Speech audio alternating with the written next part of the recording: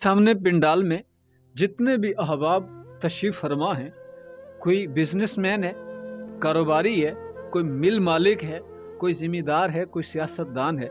मैं आज सबको ये मशवरा देना चाहता हूँ कि सब मौलवी बने। मौलवी बनेंगे तो फ़ायदा क्या होगा? हज़रात गिरामी, आप लाखों में खेलते हैं, करोड़पति हैं, मगर आपके पास कल्बी सुकून नहीं होगा, आप मुतमईन नहीं होंगे अपनी ज़िंदगी से। मगर एक मौलवी की ज़िंदगी को उठा के देख ले, वो 10 से 15 हज़ार तनख्वाह में उसका महीना बड़े सुकून से गुजरता है, उसे कोई परेशानी नहीं है। उसके 8-10 बच्चे हैं और मौलवियों के बच्चे भी वैसे ज़्यादा होते हैं। आप देख लें, इतने ज़्यादा बच्चे हैं मगर फिर भी उनको अहसन तरीके से पाल रहे हैं। बच्चों की उन्हें फ़िक्र नहीं है कि ये कहाँ से खाएंगे। उनकी रोज़ी में बरकत है।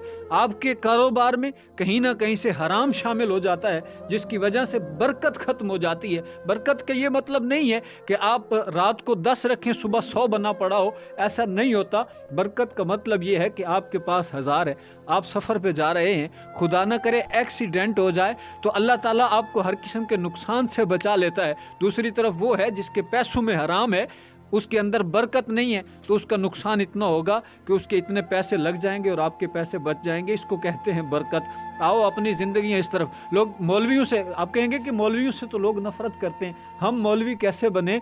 हजरात, जो लोग नफ़रत करते हैं उनको हकीकत में दीन से नफ़रत होती है। वो अपने ऊपर दीन नाफिज नहीं करना चाहते, हुजूर की शरीयत से उनको नफ़रत होती है।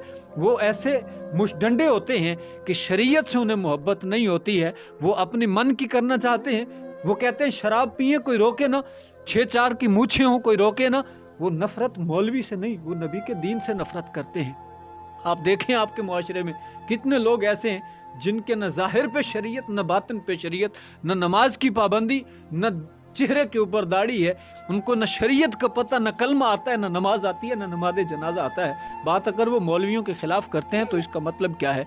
वो मौलवी तो चूंकि जब मिंबर पे बैठता है तो हक बताता है, उसकी ज़ुबान पे किसी की मर्ज़ी का दीन नहीं, रसूलुल्लाह की मर्ज़ी का दीन होता है।